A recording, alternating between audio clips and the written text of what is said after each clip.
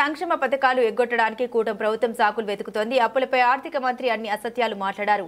FRBM limit 90% నుండి 180% పెంచామని అన్నారు. Covid సమయంలో ఆదాయాలు లేని పరిస్థితుల్లో పనిచేశారు. కానీ ఇప్పుడు ఎఫ్ఆర్బిఎం లిమిట్ దాటలేదు. నెల్లూరు జిల్లా వైఎస్ఆర్సీపీ అధ్యక్షులు కాకని గోవర్ధన్ రెడ్డి అన్నారు. డాక్యుమెంట్ కూడా ప్రజెంట్ చేయడం జరిగింది కూటమి ప్రభుత్వం.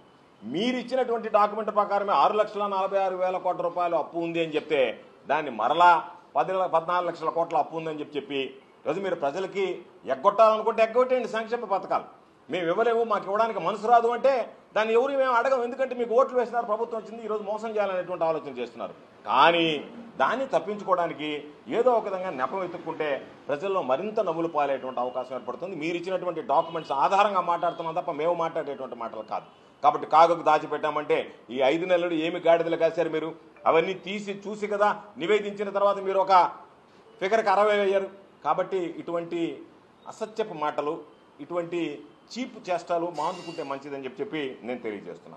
మరొక రెండో మాట మాట్లాడాడు. ఎఫ్ఆర్బిఎం లిమిట్ ఏదైతే ఉందో అది 90% ఉంటే దాన్ని 180%కి వైఎస్ఆర్ కాంగ్రెస్ పార్టీ ప్రభుత్వం పెంచింది అని చెప్పి మాట్లాడారు. అవును, ఎందుకు పెంచవలసి వచ్చింది అంటే 90% నుంచి 180%కి పెంచడానికి మేము ఎప్పుడూ 90% మించి వాడుకున్నటువంటి సందర్భం లేదు FRBM limit.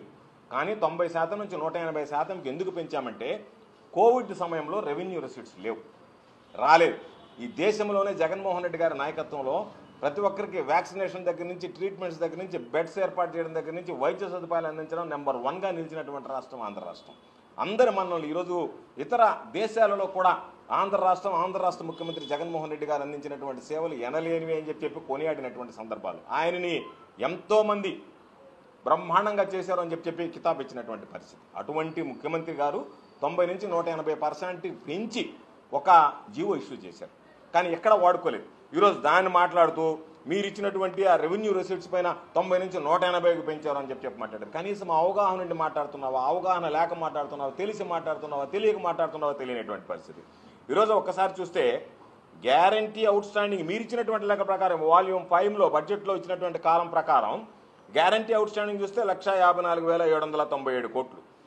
Guaranteed out standing వచ్చి నియమ నిబంధనల ప్రకారం తీసుకోవాల్సినానికి అవకాశం ఉండేది, ఎలిజిబిలిటీ ఉండేది 2,23,004 కోట్లు. 2,23,004 కోట్ల రూపాయలు తీసుకునేటువంటి అవకాశం ఉంటే మీరు చెప్పినటువంటి లెక్కల ప్రకారమే వాల్యూమ్ 5 బడ్జెట్ ప్రకారం కాలం ప్రకారం 1,54,797 కోట్లు మాత్రమే తీసుకోవడం జరిగింది. దాన్ని బట్టి చూస్తే రెవెన్యూ రెసిట్స్ చూస్తే 1,73,797 కోట్లు. తీసుకున్నటువంటి మొత్తం చూస్తే 1,54,797 కోట్లు. ఆ రెవెన్యూకి సంబంధించినటువంటి ఆ రెసిట్స్ని చూస్తే 90% కాదు 89% ఉంది.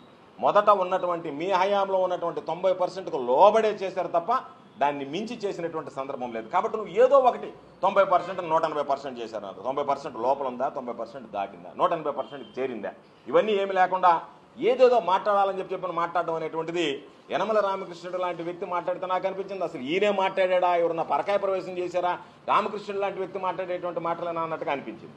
ఇంకొకటి మాట్లాడాడు, ఇది మరీ చిన్నపిల్లలు కూడా నవ్వుకుంటారు రామకృష్ణుడు మాట్లాడేటువంటి మాటలు. ఓడీస్ వేస్ అండ్ మీన్స్కి సంబంధించి అదేవిధంగా ఓవర్ డ్రాఫ్ట్కి వెసలుబాటు ఉంది. దానికి సంబంధించి 2 లక్షల కోట్ల రూపాయలు మీరు చేసేసారు మొత్తం అప్పులు అని చెప్పి మాట్లాడాడు. వేస్ అండ్ మీన్స్ అంటే ఏంది, ఓడి అంటే ఏంది, వర్కింగ్ క్యాపిటల్ అంటే ఎప్పుడన్నా ఏదన్నా అవసరం వస్తే ఒక వెసలుబాటు ఉంటుంది. బ్యాంకులో నుంచి తీసుకుంటాం, తర్వాత మరలా వెంటనే కట్టేస్తాం. ఆ కట్టేయంగా ఈరోజు నువ్వు చెప్పినట్టుగా 2 లక్షల కోట్లు ఓడి వాడుకున్నారంటే ఈరోజు ప్రభుత్వం దిగిపోయేటప్పటికి ఉన్నటువంటి ఓడి ప్రభుత్వం దిగిపోయేటప్పటికి 594 కోట్ల రూపాయలు. ఎక్కడ 2 లక్షల కోట్లు, ఎక్కడ 594 కోట్లు? ఏం మాట్లాడుతున్నావు? ఓడి అంటే తెలుసా, వేస్ అండ్ మీన్స్ అంటే తెలుసా? ఏమీ లేకుండా ఏదో ఒకటి మాట్లాడితే ఎప్పుడన్నా అవసరం వచ్చినప్పుడు ఆ వెసలుబాటు ఉంది, దాన్ని వాడుకుంటారు. వాడుకున్న తర్వాత ఒక వారం రోజులకో 10 రోజులకో మరలా సర్దుబాటు చేస్తారు.